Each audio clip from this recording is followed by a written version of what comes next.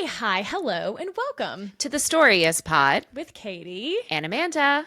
And you guys, I'm gagged. today's guest, you are going to die. Today's guest, she is the queen of what we like to call a dark rom-com. She is a USA Today bestseller, a #1 New York Times bestselling author, a TikTok star, master of blending love stories, nail-biting suspense, and a little dark humor.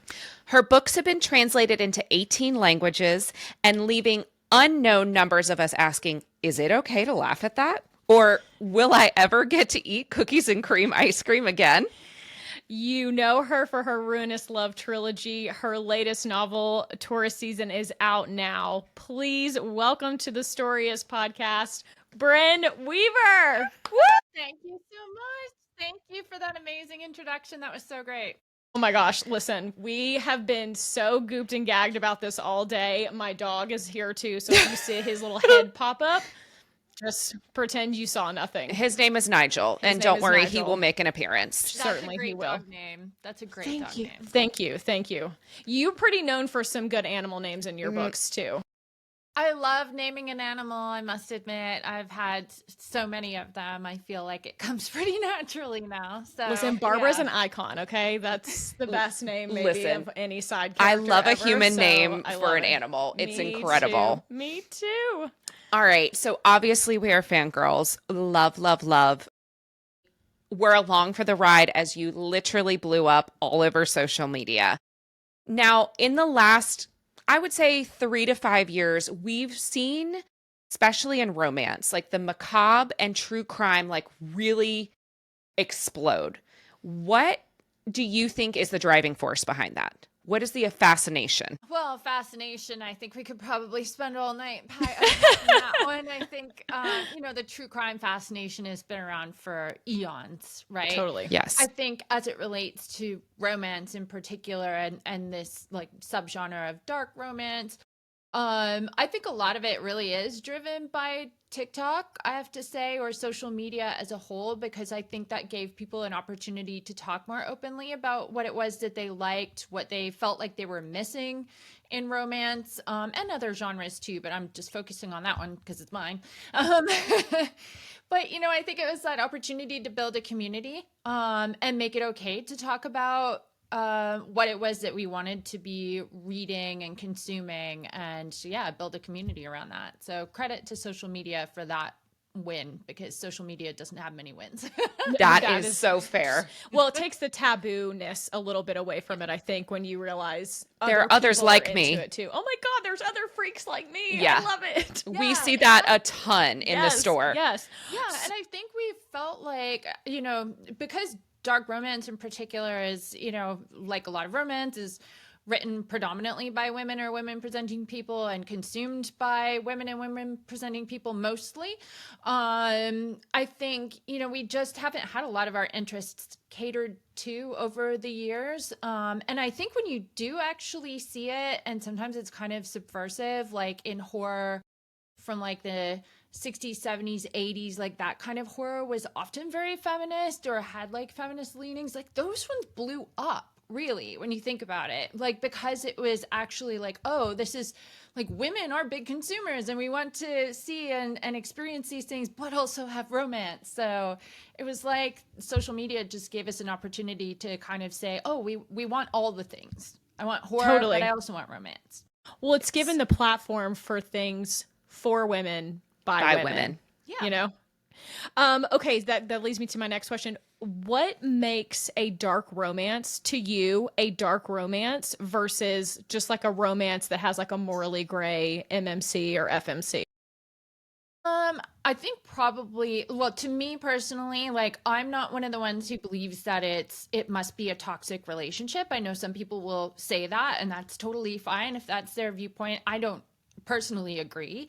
I think it's more the exploration of heavier like adult topics and content, like, really getting into trauma of the characters, grief, loss, things kind of like that are a little bit darker and heavier topics than what you would traditionally see, I guess, in a lot of contemporary romance, and in more like gritty settings or difficult settings, the challenges, like the stakes on the challenges, I think are a lot higher.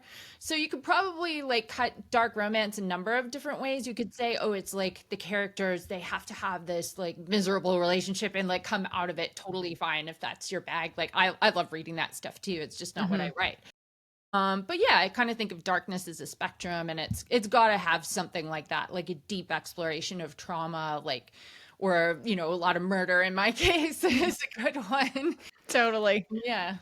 She's like, just a sprinkle of Just like a cannibalism. sprinkle of cannibalism never hurt Like anybody. a few eyeballs tossed around. Oh, Brynne, not the eyeballs. Dark. No, not the Listen. eyeballs. Okay, so you write characters that are certainly morally complex and are characters that we perhaps are not supposed to like.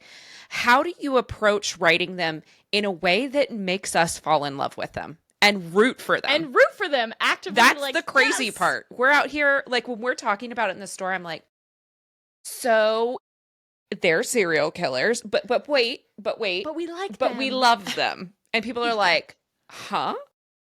How do you do it? What's the sauce? Well, for mine, they're not out there killing innocent people for one. They're vigilantes, which I think is a little bit more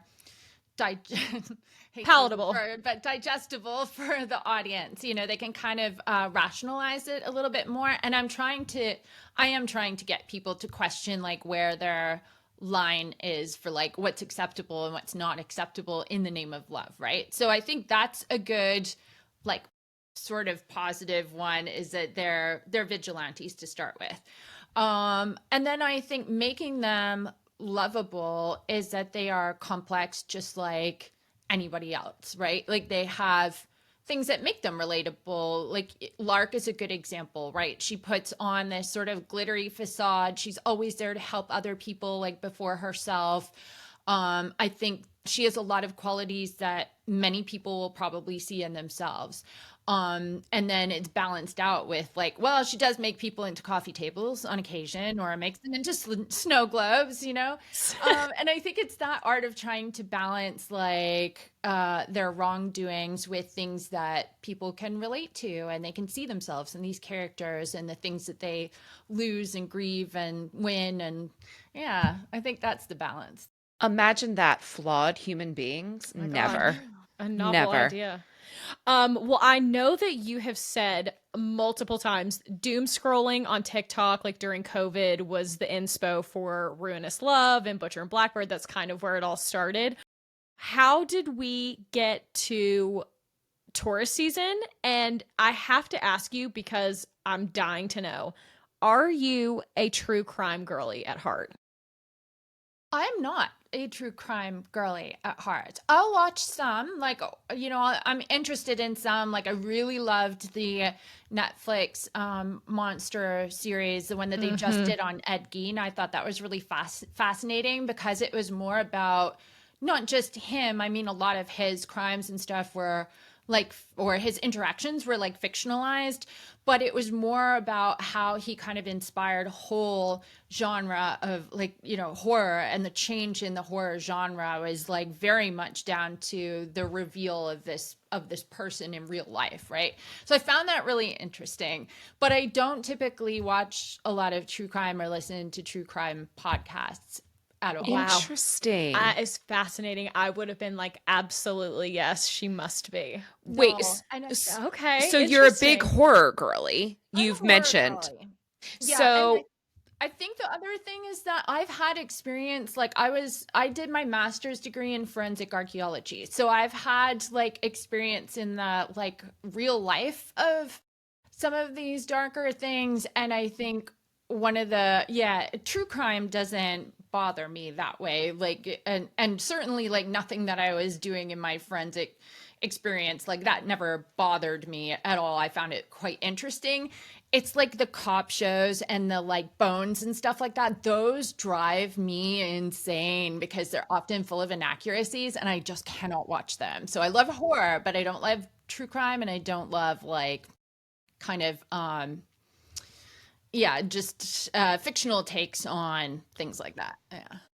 That's like doctors watching doctor medical shows. Yeah. Yeah. You're like, no, I actually know how it works. This Yeah. is not, and this It's is like, not you can't it. use a ground penetrating radar like that. Yeah. What do I'll you get so mean? annoyed that I'm like turning off the TV. She's like, I'm nerding out here. I'm sorry. Leave Are me you telling me alone. Law and Order SVU isn't accurate? What do you mean? I'm shocked and dismayed.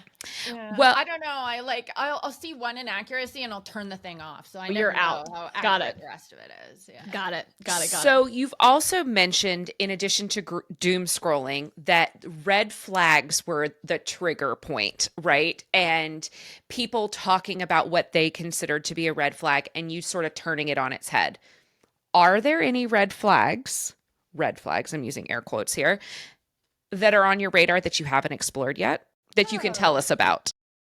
I haven't really considered it, to be honest. Like, once I identified those few, like from a very specific video where she was like, touch her and die, and he doesn't like anybody but her. And, like, I kind of collected those ones mentally, but then I didn't hunt down other ones. Like, that was enough to get the question going about, what would happen if I combined that with Friends to Lovers, which she really liked. But I haven't really thought about like which ones that I have not explored yet. Yeah. But that's like Interesting. often how the inspo goes. It's like I'll just get a question that I can't answer, which was the whole thing behind Tourist Season, was like a question at the time that I couldn't answer, that the director of the B&B movie asked me. He was like, "What happened to Autumn Bauer?" And I was like, "I have no freaking idea." So That's so crazy. That is wild. Insane lore drop right there. Oh. Casual. She was like, don't worry. I was just meeting with my director. Oh yeah, casual drop in there. Casual. I love it. Okay, so I'm gonna switch gears a little bit here to Taurus season. So Harper and Nolan, to me, are very complex, like a little, to me, more so than the Ruinous Love characters. Can you give the readers and listeners who have not read Taurus season just like a really quick spoiler-free sort of overview of the book, or what you would want them to know like going into Taurus season? yeah, so it's enemies to lovers. Harper is a woman who's living in a small town, a small seaside town, and she takes her vow to her serial killer mentor very seriously, and she does whatever it takes to protect the town. And every tourist season, there's like an influx of shitty people. So she takes out the worst of the worst. And then finally, one year, a man shows up to town who is there specifically to kill her. So they end up in a kind of tenuous alliance, and the rest can't say. We'll leave there. So I'm going to give the listeners and watchers just a second to like tune out for just a brief second, because we have a question that we must know the answer to, and it's a little bit of a spoiler here. So in Taurus season, do you think that Nolan would have become a serial killer even if the accident had never happened? Yes. What about Harper? I don't think, it depends on how far you want to go back with her history. Mm-hmm. I think the catalyst was so concrete, like for why she ended up doing what she is doing. And I think had that not happened in her life or something like that, I don't think she would have. Okay, But you Nolan answered is a different story. Yeah, Nolan, you answered very fast. Yeah. Why? Can't say. So we're going to explore a little more of that perhaps in the Maybe a coming. little bit. Okay. I love it. I have, sorry, this is an off the dome question here. So Taurus season, certainly check your trigger warnings with all of your works, every work basically. You talk a lot about Alzheimer's and dementia. And in doing some research about your previous life in the corporate sector, shall we say, you did work in those spaces. So first, hats off to you as someone who has been touched by dementia and aphasia. You did a beautiful job with this and making the character still very human. And I saw a lot of that reflected. You wrote in the acknowledgments that your grandparents were suffered from this disease as well. What made you decide to include that in this book? First of all, I'm sorry that you've had to experience that. I know firsthand how difficult it is, and I'm really honored that that tourist season represented that well.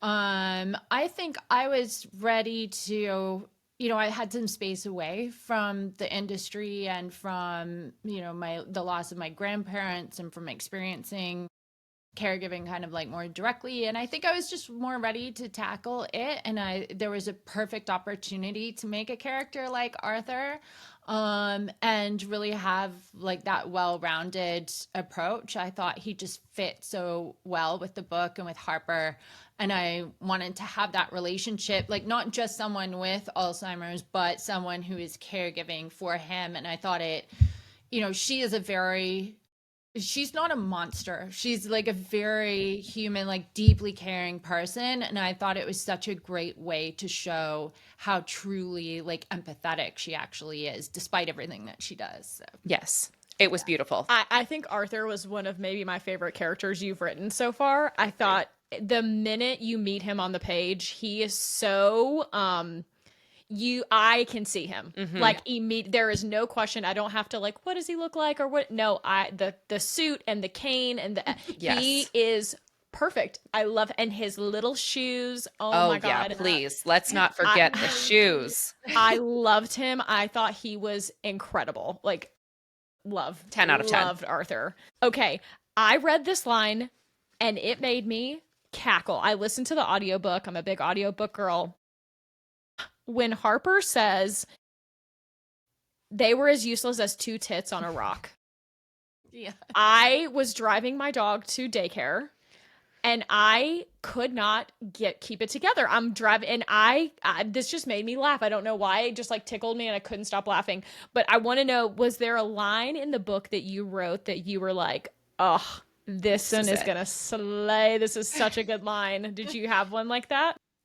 The murder daddy line. When I yes. Like, that's very Harper. Like I can hear her. I always hear them saying it. It doesn't ever feel like it's me making someone say it. It's like the characters are doing it. And it was just such a like Harper line. I loved writing that one. Yeah. I really did. Two tits on a rock really got me. And I'm like, this must be added to the lexicon immediately. Immediately. So we will be repurposing. 100%. Catch us on the internet saying it. Well, don't worry. We'll give credit where credit is due. Oh, every time. TM on that yes, one. Exactly. Like, TM. So, speaking of, we've talked about this in a couple of roundabout ways. Oh, yeah. Yes, with the Ruinous Love trilogy that is being adapted in the new project. Tiny claps for our girl. This is going to be so good. I can't First of wait all, to see executive producer. I'm so sorry. Hello. Hi. I love it. Oh, we should have added that to our intro. I didn't even think about that. We'll have to do it again at the top. We'll do an asterisk for you. And EP. So can you tell us anything about the adaptation? And what are you most excited and or nervous about? We know we are fans, so we have opinions and the internet is full of them. Are you nervous about how this is going to translate? No, I'm not. She's I'm like, more no. nervous about how people will how people will interpret it, because I know that a lot of people just love the book so much, and you always want to do right by the fans, and I'm hoping that we can sort of take people along with the journey, because I want, what I want might be different from what people out, like readers, might want, right? And I'm very much like a person who is like, I know that I don't really know anything about making a movie. Like I'm along for the ride too, right? So for me, it's like I'm getting to watch other artists make art from my art, and that's amazing. And I'm like very much open to them. Like when we have to change something, I'm like, yeah, let's, we work through it together, which is really, really super fun for me. So is it going to be exactly like word for word identical to the book? Like, no, it's for sure not, because you would have a movie that's like 20 hours long, right? Sure. Right. But like, I really love the direction that it's going in. And I love the way that the team all works together and how collaborative and like open and transparent it is. Like we had, I guess for an update, we were looking at you go through a few revisions of the script, and we were looking at the most recent one and the director. and I were like talking through it, and we spent about 2 hours. And there are always like little things that you're like, oh, we should do more with this, or we should change that, or how can it change? And it's like I feel so comfortable being able to say like, well, what if we tried this? Like, what if we had this character doing that instead? Like we can then just talk about it very openly, and it's very different from the experience that I thought I would have. So I think I would feel nervous if I was in a situation, which happens all the time in Hollywood, where people are like, we just want to buy the rights and now you can go and fuck off. And that was Yes. so not much. the experience Bye. at all. Like That's they are awesome. That's so awesome. lovely and open and Well, it's your- welcoming and like It's your baby. Like It is. you Yeah, and I you really know respect that. Yeah. you know these characters better than anybody. So that's, I mean, They are, in fact, a piece of you. well, right. And like, I've never really understood why they choose to cut out the person who knows the most about these characters. Like Yeah. that doesn't make a lot of sense to me. And But listen, as a fan, we want to support your work, right? Yeah. So you being a part of a continuation of your work only further incentivizes us right. because we're here because of you. Right. Listen, Right. the Right. man, stick it to the man. That's right. Okay, we're not even going to ask about casting because I know you can't tell us, but how hard was it to cast these people that you have, like, I assume, seen in your mind's eye 1,000 times, hundreds of thousands of times? Just entering that, like we're just about to enter that process because we wanted to get the script to a point where we were like, it's so close to final, like, and these things will change. Like the script will probably still have some minor revisions down the line, but we wanted to be able to give the actors like the best version possible of the script that we possibly could. Right. So we're like about to go out to casting within the next, hopefully, few weeks. So I don't, we haven't been through the process yet, but I'm super excited because I do know what the list is as it is right now. So Oh my God. I mean, I have to think that this is like in the world of like Allie Hazelwood and Emily Henry and all of these like fabulous books that are being made into movies, that like this is like a hot ticket item for actors. I have to think that you are getting like the cream of the crop choices. yeah, and that's what I'm hoping is that they'll just really love that it's a weird mix, that it has all the humor and the romance and like the crazy action scenes, and the guy who's doing the action is like so invested in the books and he's read all 3 of them. And I just want, like, I think what we really, really, really want is people that are as passionate about the project and working together and like putting their heads down and doing it and solving problems together as the rest of us are. And that's like basically how everybody seems to be getting hired on the project. Is like, do you like it? Do you want to have fun? Yeah, cool. Okay, let's go. Well, and for an actor, I feel like a lot of the adaptations that we have seen thus far have been more rom-com-y feeling. For sure. And this, for sure. you get, as an actor, you get to play a grittier part. This has a little more teeth, I think. Exactly. Yeah. So I would think it's going to draw perhaps a different kind of actor to this project that really wants to explore the complex nature of the characters, which I think is going to be so thrilling. I'm so excited. This has to be so fun. Just like all these like good-looking men and women just lining up for you. And you're like, yes. Like this has got to be great. Yes, we in case you're in need of any other opinions, we're available. As our book club, we cast the books all the time. Anytime. So we're happy. If Central Casting needs some volunteers, just let us know. We're number one. Send me your fan casting choices. Send them to me. Wait, do you not just get inundated? Oh, Brynne, don't do that. Yeah, we will do it. You'll never see the end of our feedback. Because like they do actually look at all of that. Like they look at like, what are the fans saying? Who do they vote for? Like, they're digging through all of that stuff. So send it. Don't tell them that. They'll never hear. Book Talk will never survive this information.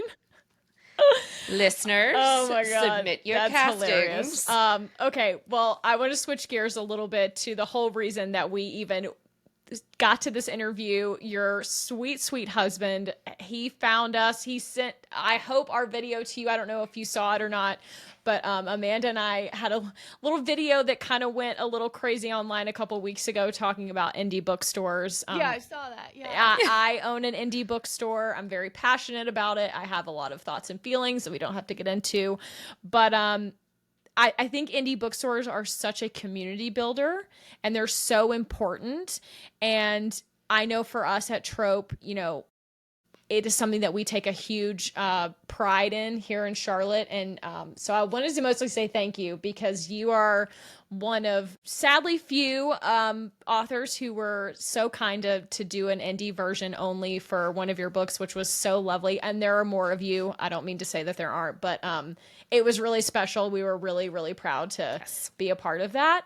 But I wanted to ask, what have indie bookstores sort of played in your journey as being an author? I love that question. And first, I have to say, credit to my publisher, because they are the ones that initially came up with the Barbara edition idea. Love. And we just immediately yes, that is going to be so great.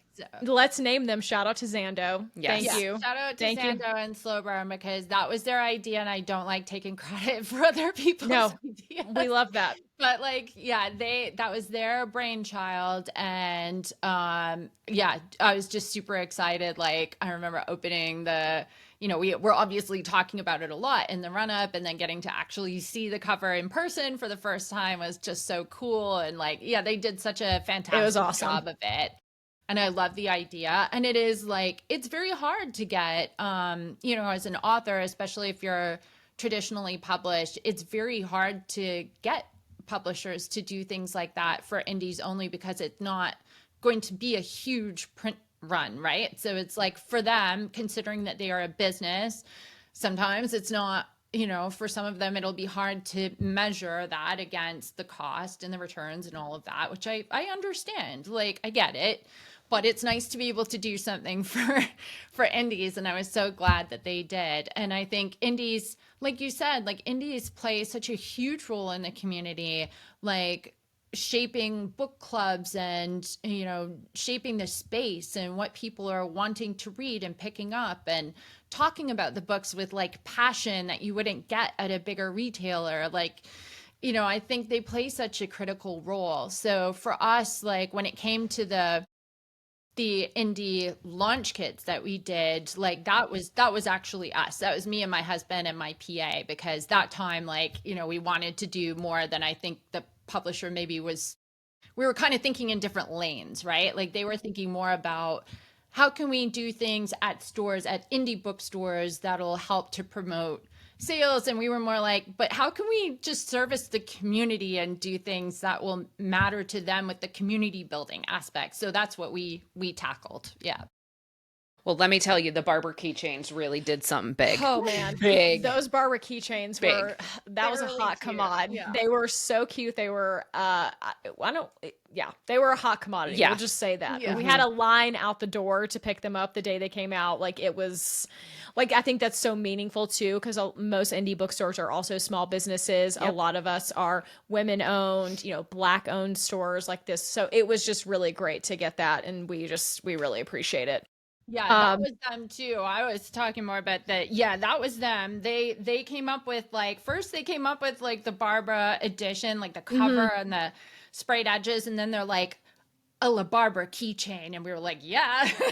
Cool. Love it. Kind of made that happen. And then we were we just carried this idea over, but changed it for the launch of tourist season to do more just community focused things. Yeah.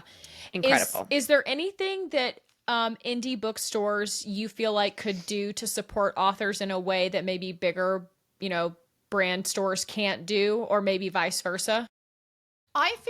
I think indie stores already do a lot of that. They already are very supportive of authors, no matter. I feel there's a lot of opportunity for indie authors who are trying to navigate this space themselves without the, push of a publisher behind them. There's a lot of opportunity there for independents to connect, right?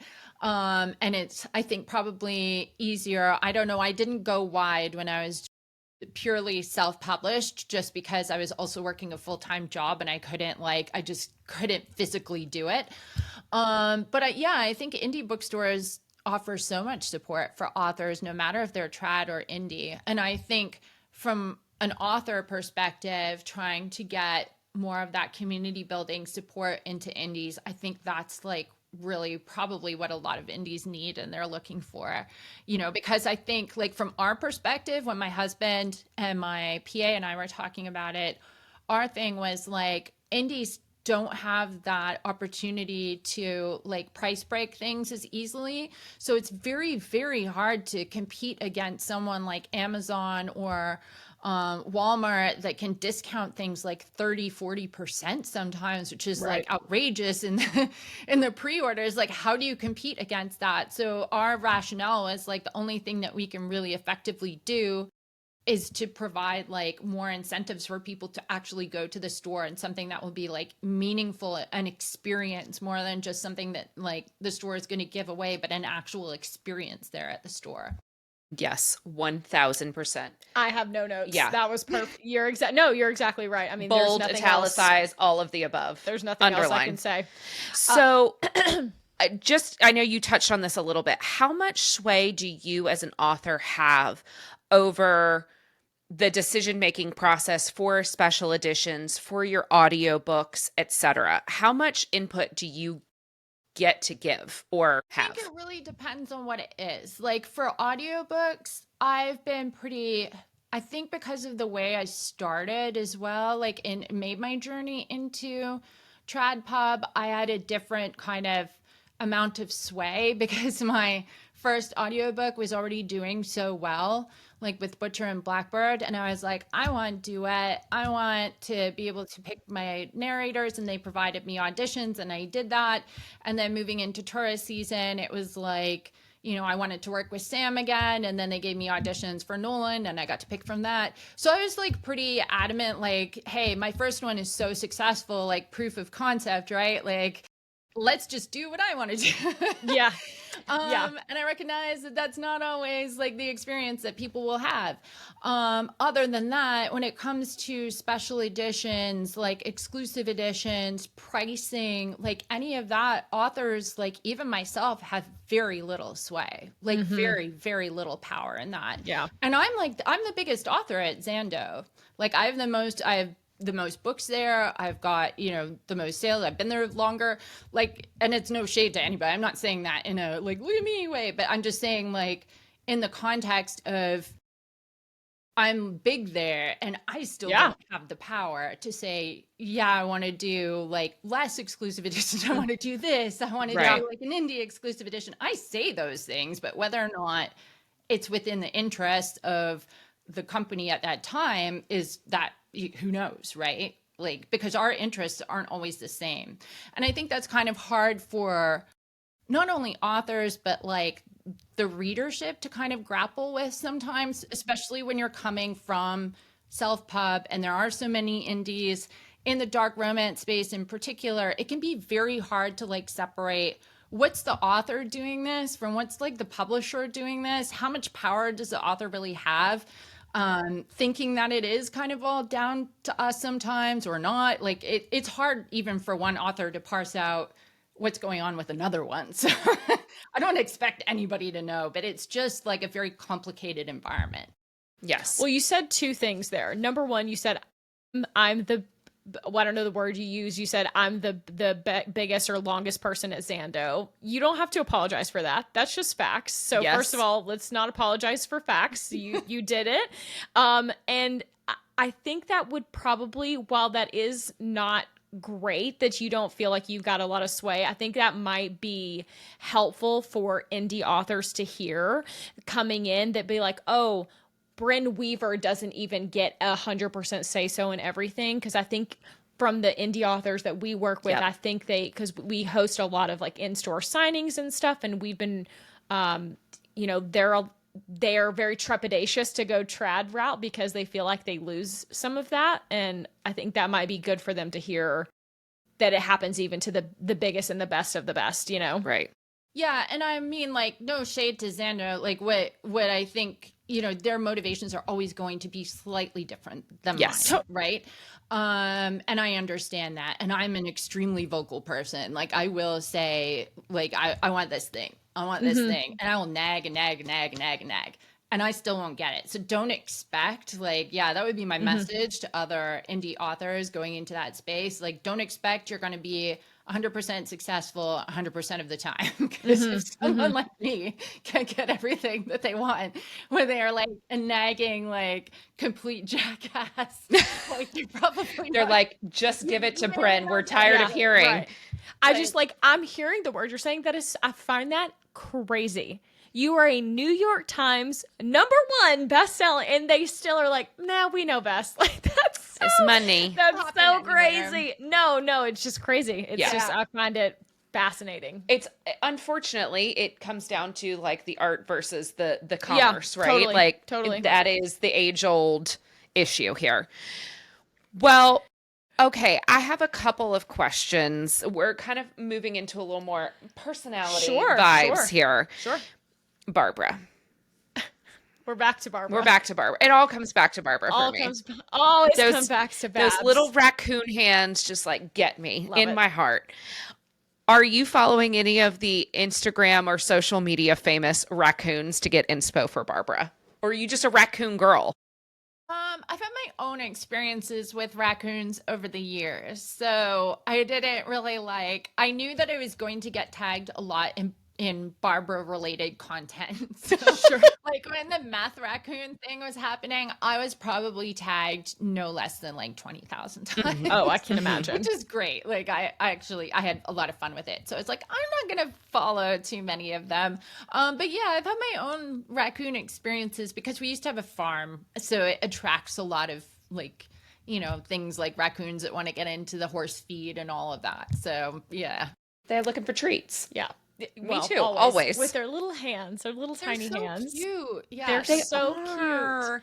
If not friend, why friend shaped? I That's know, so right? true. That's so true. That's It's so always true. the rabies too. I know. yeah, exactly. Listen, Until they bite you. I have to tell you though, Morpheus, man, Yeah. I am very famously in my friend group not a bird girl. I don't like birds. I do not fuck with birds. I am actually quite scared of birds. I think, ooh, they give me the heebie-jeebies.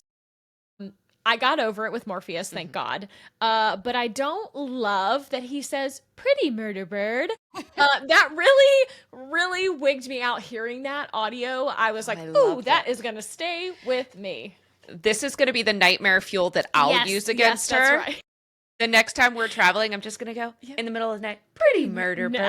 No. Yes. She had to come to my house this was several months ago. I had a bird get in my house and she had to play Snow White and come capture I love a it. bird. I was Didn't like, bother me a bit. It's in the house. Okay, I have to ask you, what is the weirdest Google search that you did while researching any of these books? I've had so many over the years that it's hard to like pin down a super weird one, but I do remember the most frustrating one, which was when I was researching the body in the table experience with Lark. And I was trying to figure out if I could make it like I really wanted it to be a kitchen table, but I thought like if it's like gigantic, then everyone's gonna be sitting like eating like that. It won't work, right? So I was like Googling what's the average depth of a body, and Google did not like my search at all. It was like average height of a person, and I'm like, no, average depth of a body, like lying supine. What's the depth of a body? And it would just not do it. And eventually, I got like enraged, and I just got onto the floor with a tape measure and like measured the depth of my body, and I was like, fuck it, it's a coffee table, fine. And is your husband just like, what's going on? What's going on? Okay. At this point, he's probably like, okay. The fear has worn off. He was like, yeah. Totally. That's She's just going to write about it. Don't worry. It'll be fine. It's fine. Yeah, It'll be he's like, fine. she's a weirdo I've known for forever now. Well, listen, She's a weirdo. if he ever goes missing, Wasn't you. Well, that's what he tells people. No, Yeah. he's been doing that for years. Like, well, I'm sure. Like way before I started writing, like when we had the farm, anybody that would come to the house, he'd be like, yeah, she studied forensic archaeology. She could bury me. She could kill me. And like, you'd never find me. So No. basically, like if I die, look at my Yeah, wife. number one suspect. Well, they say it's always the husband. I guess in your scenario, it might be the wife. Well, that's why they think that there are way more female serial killers than we've Yeah. ever known about because they get away with it. Yeah. Yeah, they're Sorry. underestimated. Have you watched the show Sweet Pea? Oh my God, it's so good. No. So good. Oh, you have to watch it. It's actually based on a book, which I only found this out today because we finished the series like yesterday. It's a British series and it's like a dark comedy about a woman who is continuously underestimated, like at her job, in her life, with her family. And Okay.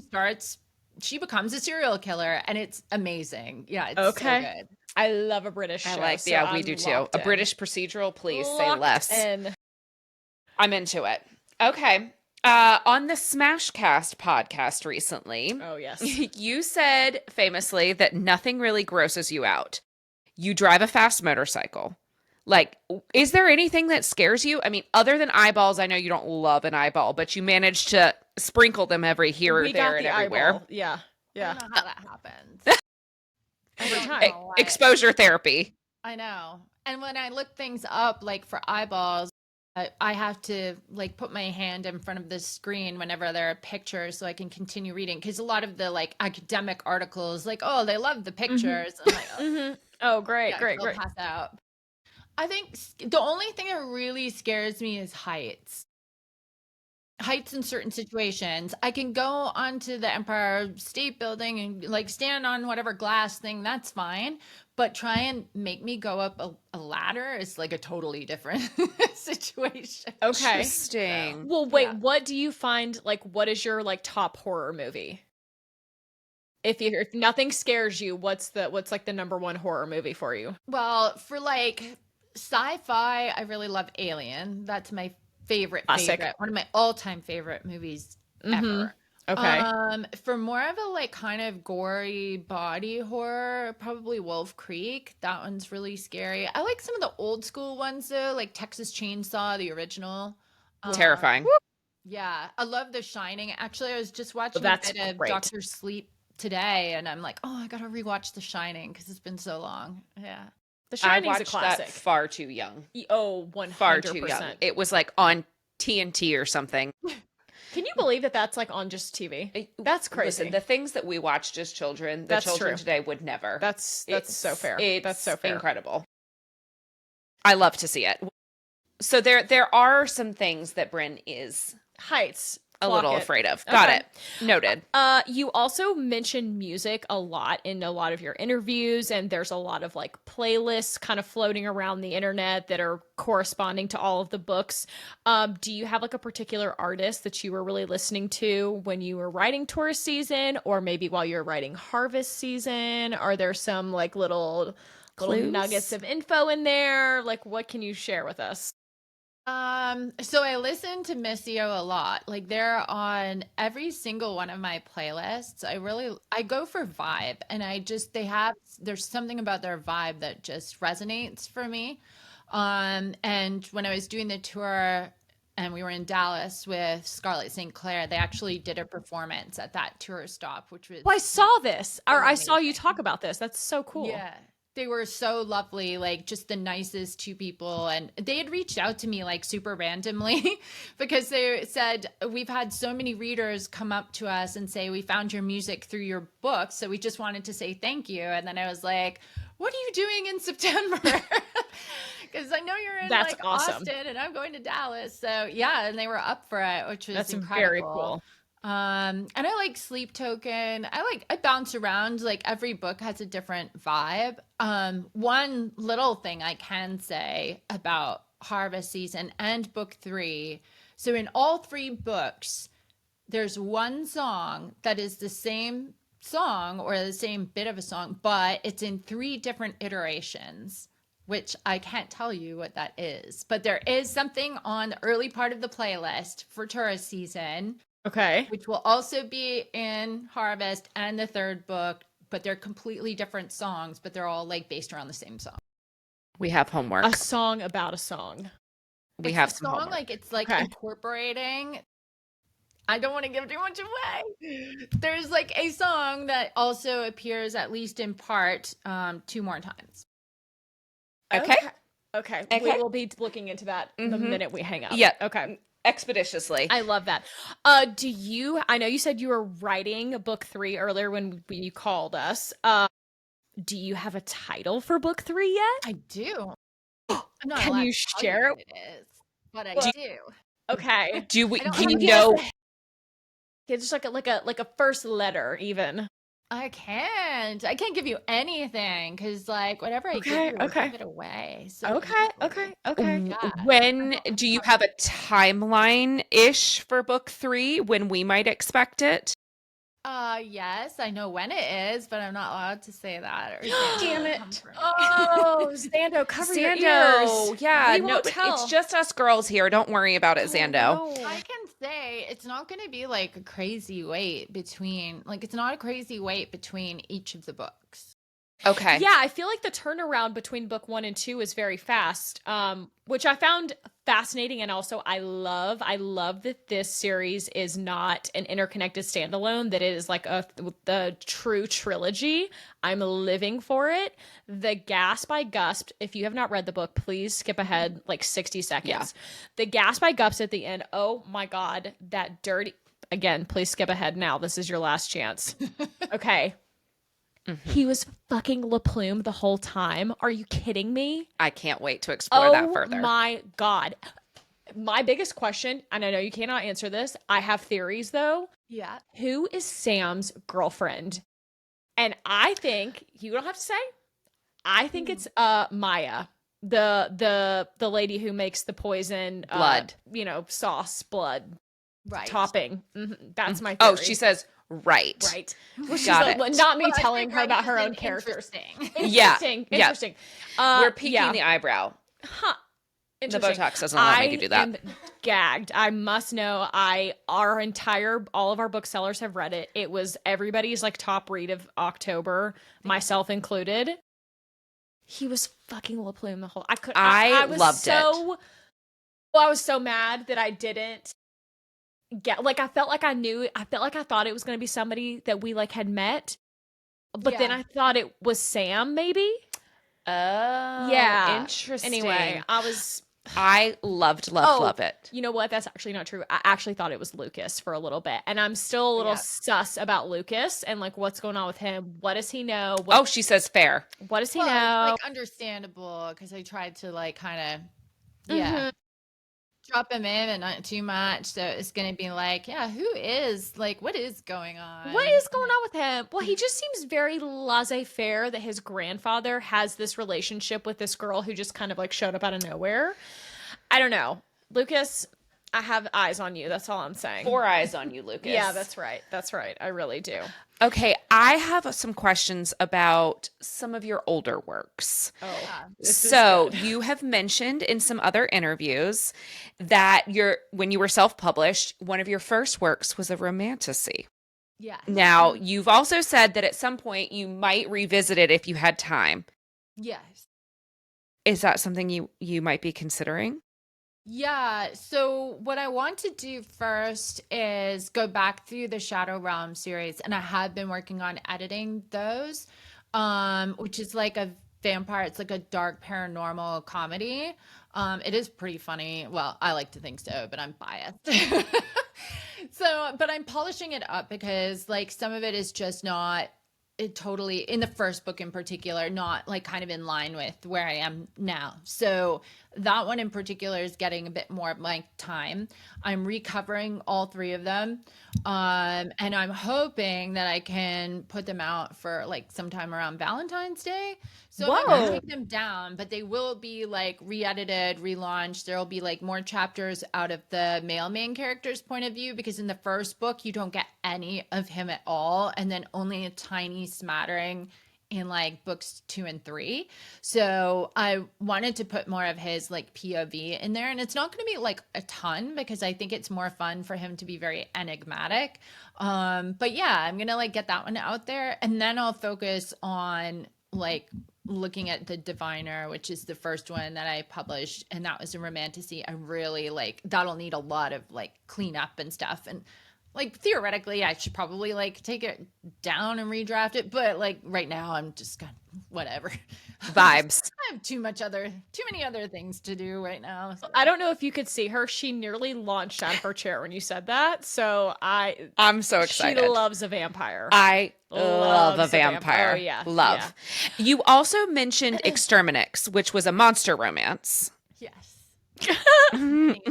That one was because my co-written book, Black Sheep, blew up on Twitter at one time, like shortly after it was released. And like I had this group of, as you do, like it went to the wrong side of Twitter as well. Like fortunately it also went to the right side of Twitter, but there was a handful of like, you know, misogynistic jerk men who were like coming at me personally, who obviously would never read the book. Like I had conditions for this. I was like, cannot actually have had like read the book, can't be interested in the book, is a misogynistic asshole to other people. And I basically had all these conditions and I just picked one and I was like, you, sir, will now be the lizard man Castro in Exterminatrix. And you will have a second dick in your chin. And Perfect. You will have cum that's flavored like Shirley Temple. That's what it was.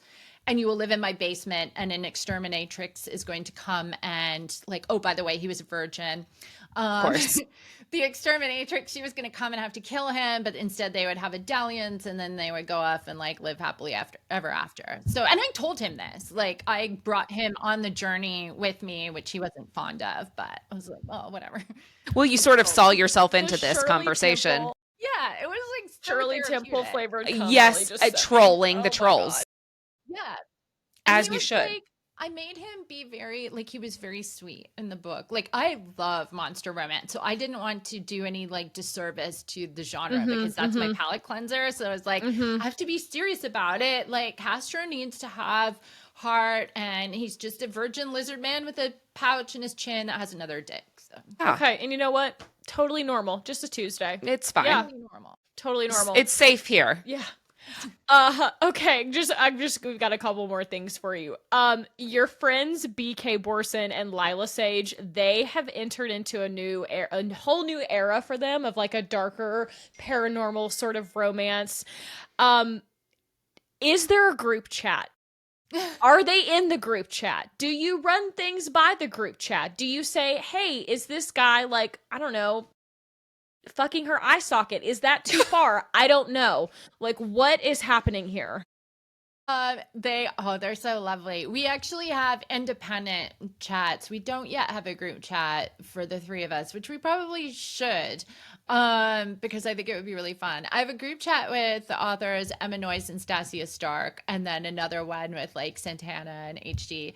But it's like, yeah, our group chats get pretty wild sometimes. And I will be like, Cannot hey, imagine. I know I texted Santana the other day. What was it?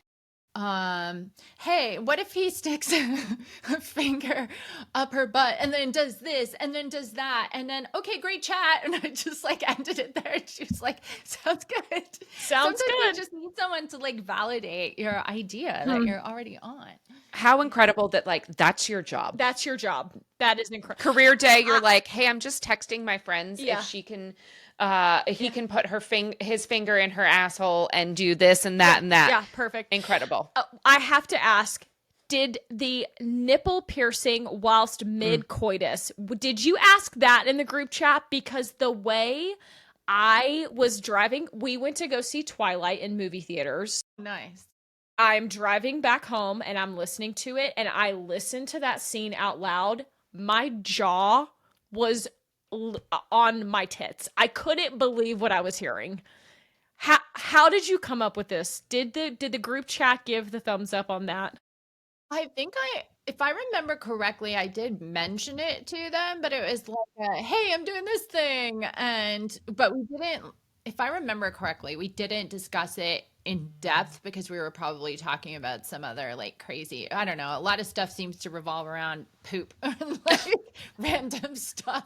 Got it. But I think I mentioned it and then just kind of moved on. But yeah, I just had a very clear vision of it because Harper is into a little bit of pain with her pleasure and Nolan is so indulgent, and I feel like it would just be so well suited to them as a couple. So Oh my God. The again, I clutched my pearls at that one. I was shocked. I was like, sorry, he just had a piercing kit handy, like we were Well, ready to go. yeah. Like bing bing. I was a resourceful boy. I Gotta go and get right. My I was nipples were shocked. like, ow. Ow. Major ow.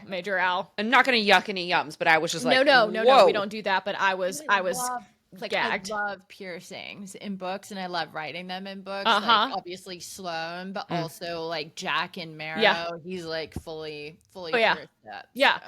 I just wasn't prepared. I just don't Yeah. think I was I was just very surprised. I'll say that. I loved it. I mean, it feels very right for them. No, 100% Yes. on brand. I was just ill prepared. Not ready. That's right. Not ready. Yeah. You got Are- anything else over there for No, her? I think we're almost at the end of our. I do. I have one more. This is very important. Very important. You have claimed that you are a hardcore pantser. Where did the pantsing begin? And please tell us your greatest pantsing story. We must know. The internet is clamoring to know. I've always been a pantser. So for anyone who doesn't know what a pantser is, it's also sometimes called a discovery writer, but pantsing is more fun. So really you fly by the seat of your pants. You don't know what you're doing. You just kind of like dive in and write things. And I think when I started writing in childhood, like that's how I wrote, was just doing that, like writing a story and kind of letting it evolve. And when I had the period of time where I stopped writing, it was because I got it into my head that I was doing it wrong, because people will tell you that's wrong, and they're wrong, because it's, you know, what is right is whatever works for your brain. But I got in my head that I had to plot things out in advance for them to be any good at all, or to make an actual story. And it took me a while to kind of like dismantle that idea and then do it the way that I wanted to do it. And I think like probably well, tourist season is a good example of pantsing, where originally I did think it was going to be interconnected standalones. And then I just, like, as it was evolving and I was writing it, I realized I couldn't force these two characters into their like arcs that quickly. Like they had too much pent up anger towards one another. So I needed to make it over the 3 series. And fortunately, Sandra was like, okay. I was like 2/3 through the process of writing it, and I think I had like maybe 4 weeks or 6 weeks left on my deadline, and I texted my agent and I was like, so here's the deal, and she was like, okay, great. But Great. they were fabulous about it. They were like super flexible. And the other one was probably like B&B, because that one was very haphazard the way that I wrote it. Like I'll bounce around a lot, so I think, you know, the whole thing was just like bouncing around. And it wasn't until, again, 2/3 that I figured out who the villain even was. So it's like, I don't know, I got to figure it out at some point, right? And yeah, I kind of talked it through with my husband and came up with the idea. And yeah, it's a really weird process. Hey, listen, as a person who started a business knowing nothing and like constantly comparing like to what other businesses and people were doing, I totally get it. And sure, there are right ways to like do some things, like paying your taxes, but like also other things, it's just not in like whatever works for you. Like that's Exactly. And I also hope that you sent all of those people like a little clipping of the New York Times and you're like, just wanted to send this to you. Number 1, not sure if you noticed. You're like, I'm just going to leave this right here on Twitter for that's you, right, basement that's right. You're dweller. like, here you go. Thank And you what very I much. did it. learned, like in talking to other authors, is a lot of authors are pantsers. Like, you know, a lot of the ones that, especially that I've talked to, that have made the same kind of journey as me, they're like pantsers or some kind of like mix of that. Like it's actually more common than I think what the industry would probably have people believe. Yeah. Yeah, and your 6th grade writing teacher too. Yeah. It's like, this is how you write a paper. Well, it's also like it's 2025. People are writing novels on their phones. Like Right. the whole like the writing process is there is nothing. Look at Abby Jimenez. She's like, I don't even have an office. I write on my phone and my On the couch, sofa. like on Yeah. the sofa. Like it's just whatever works for you, and I think that's amazing. I could never. So hats off to you. Truly, never. I'll sell read the it all. books. I'll sell the books. You write the books. Yes. That's how we'll leave it. Yeah. Well, before we let you go, we have one last question for you. Oh, it's very We are a important. trope. Mm-hmm. Kind of self-explanatory. Yes. We want to know what's your favorite trope. It is hurt care. I love that trope, especially when it's in an enemies to lovers context and one of them is injured and the other one has to look after them. And it's like you're starting to see their actual true care. I love that. Yeah. Okay. How do you feel about when the the enemy, I said, air quotes enemy, shows up at their door injured? I didn't know where else to go. Oh, I love that. Yeah. Oh, all day See? long. I All love day it. long. I love it. It's I one love of my it. favorites. I have an unfinished manuscript that I will do something with that does have exactly that. Like he shows up at her door and is like gravely injured. love it. I love it. If you're like looking for some beta readers, you have our email. Yes. Yep. Yeah, that's exactly right. That's exactly right. Is there okay, for our listeners, for our viewers here, what is the best way for them to follow you, follow any updates from you? What's the best way that they can get all the info direct from Brynne Weaver? Usually on Instagram, it's Brynne_Weaver, and don't confuse that with there is another Brynne Weaver. Please make sure you're tagging the right one, or don't want to bombard her, unfortunately. But yeah, usually on Instagram or TikTok, Brynne Weaver Books. Yes. Awesome. You are very active on the TikTok. We I love love it. it. I live for it. Just She is little spurts, Yeah. and like peaks and valleys on TikTok. I'm quite consistent on Instagram, but Okay. yeah, I'm on the upswing with I want to do more with TikTok again. So Yeah. TikTok is fun, or it can be. Yes. It can be fun. It It's can the also best. it can get dicey in there too, but The best and it's the been worst. good. It's been good. And we just so appreciate you again. Thank you so much. Thank This you. was so amazing. We don't know what else to say other We're than thank you. fangirls. Total That's all we know. fangirls. We That's have it. been fangirling all day to talk to you, and thank you so Yes. much for taking time. Yes. And can I tell you, this is we can cut all of this at the end too. When I first opened my store, I was in a little converted school bus and it was very fun. She's called Green Girl. She's parked at our store now. She's our mascot. But your book, I sold more copies of Butcher and Blackbird on that little school bus, truly, than any other book I carried by a lot. And Butcher was my very first best-selling book in my store. And so it just really, it really holds a special place in my heart. It was really, I'm just excited to talk to you. And thank you for having me. Yes, yes. It's just been so much fun. Well, Yeah, good. really a blast, and I really appreciate you taking the time. Yes. And please tell Mr. Weaver, thank you so Thank much you for making the for connection. his service. Yeah, He he's was the best. lovely. He was great. And if you're ever in Charlotte, Oh, North yes. Carolina, Please. come say hi. We'd love to meet you. Oh my gosh, please. Yes, I would like to stop in there for sure. Yeah. Please do. Okay, Brynne, well, we Have thank a you so wonderful much. We'll let you evening. get back to your evening. Thank you. It was so great Thank to meet so you. much. Thank Yeah. you. Bye. Bye.